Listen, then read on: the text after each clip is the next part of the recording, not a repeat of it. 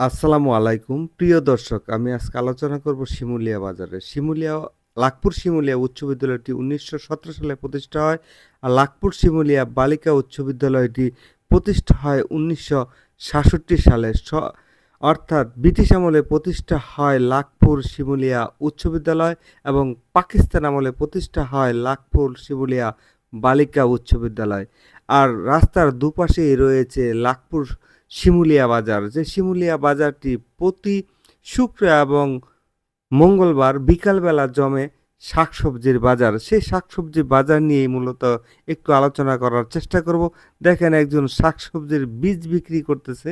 ওনার বয়সের ভার ক্লান্ত, তবু উনি করতেছে না ব্যবসা ক্ষান্ত। উনি কাছে বিভিন্ন সবজির বীজের দরদাম করলাম। উনি কথা বলে বুঝতে পারলাম উনি খুবই আহ, দুর্বল এবং বয়স্ক, এবং তিনি এই ব্যবসার প্রতি অনেক ভালোবাসা রয়েছে। এখনও তিনি শুধুমাত্র দুলালপুর বাজার এবং শিমুলিয়া বাজারেই তার বীজগুলি নিয়ে আসে বিক্রি করার জন্য। সামান্য কিছু বিক্রি হয়, তা দিয়ে তার মনের সুখে আনন্দে চলে যায়। আহ, শিমুলিয়া বাজারের যে মেন রাস্তাটি, সেই রাস্তাটি বর্তমানে পরিপূর্ণ কার্পেটে করা হয়েছে, ইট বালি সিমেন্ট এবং পাথর দিয়ে, যা স্থায়ী একটি ঠিকানা পেয়েছে, রাস্তা পেয়েছে শিমুলিয়া বাজার, যেখানে প্যাক কাদার কোনো ভয় নেই। যেহেতু শীতকালীন কিছু সবজি রয়েছে, দেখতে পাচ্ছেন উনি প্রতি শুক্রবার এবং মঙ্গলবার এই শিমুলিয়া বাজারে উনি সবজি নিয়ে আসেন, এবং প্রতি রবিবার এবং বুধবার হাটের দিয়াতে তিনি সবজি বিক্রি করেন। যেহেতু বাঁধাকপির মৌসুম, বাঁধাকপি এবং ফুলকপি খুবই কম দাম এই বাজারে উঠেছে। প্রতি মঙ্গলবার এবং শুক্রবার বিকালবেলায় মূলত আশেপাশের যে কৃষক রয়েছে, সেই কৃষকরা এখানে সবজি নিয়ে আসে।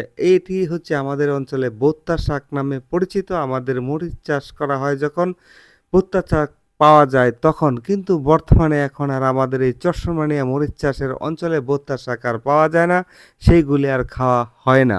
রয়েছে এখানে মূলা, এবং মূলা শাক যেহেতু হয়ে গেছে, এখন আর মূলা শাক খাওয়া যায় না। শীতকালীন কিছু সবজি রয়েছে, লাউ রয়েছে। বর্তমানে লাউ সারা বছর ব্যাপী পাওয়া যায়। এখানে দূর দূরান্ত থেকেও কৃষকরাও তাদের পণ্য বিক্রি করার জন্য নিয়ে আসে। আপনারা দেখতে পাচ্ছেন গাড়ি ভরে সারি সারি ফুলকপি এবং বিভিন্ন কিছু রাস্তার দুপাশে দাঁড়িয়ে আছে বিক্রেতারা ক্রেতার অপেক্ষায়। সন্ধ্যা পর্যন্ত এবং ৮টা পর্যন্ত এখানে বেচাকেনা হয়। এই বাজারটি লাখপুর শিমুলিয়া বাজার নামেই পরিচিত, যেটি দুলালপুর ইউনিয়নের শেষ অংশে। তারপরেই রয়েছে দৌলতপুর ইউনিয়নের শুরু। সে আমার পূর্ব পরিচিত, তাই তিনি আমাকে ভিডিও করা দেখে তিনি একটু হাসতেছেন এবং কিছু আমাকে বলতেছেন। তার সবজিগুলি খুবই তরতাজা, বিভিন্ন অঞ্চল থেকে নিয়ে আসে। এবং আরও কিছু দোকান রয়েছে, যেগুলো দোকানে বিভিন্ন ধরনের শীতকালীন সবজি এখানে রয়েছে। রয়েছে কালো বেগুন, রয়েছে ডোপা বেগুন, যেটা বড় বেগুন, সেটাও রয়েছে। এবং স্থায়ী কিছু ব্যবসায়ী রয়েছে, যেগুলো ঘর করে